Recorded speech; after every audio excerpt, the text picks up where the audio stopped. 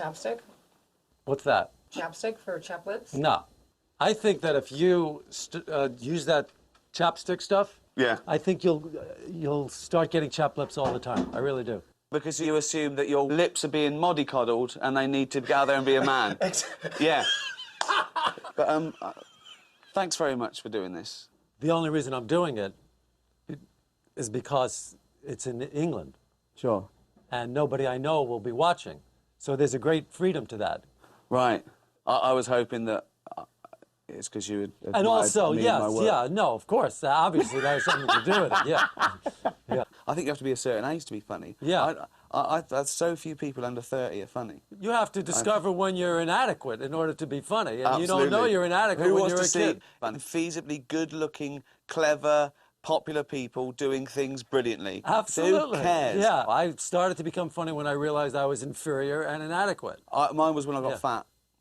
Well, Really, same properly. deal. Yeah, who's an audience going to laugh at? The guy who gets up on stage and talks about how he got the girl, or the guy who's telling the funny story about how he didn't get the girl? Come on. You can't give yourself a cool role. We've got to be the putz.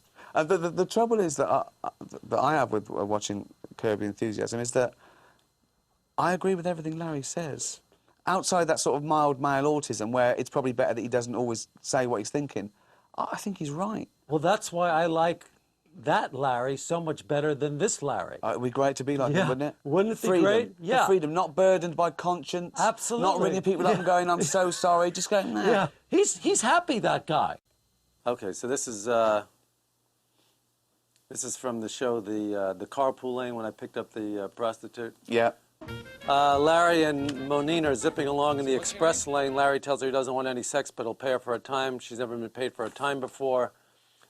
And she tries to figure out how many blowjobs and other forms of sex she'd normally have within that period, which Larry, of course, disputes. So, you know, there's tracks to go on here. Exactly. I can get 4 blowjobs an hour. 4 blowjobs in an hour? Oh, yes, I'm good, okay? Hey, I drove a cab. I used to drive around for 2 hours. I couldn't get a fare. You telling me you're getting 4 blowjobs in an hour? Yes, honey, you done picked up the best.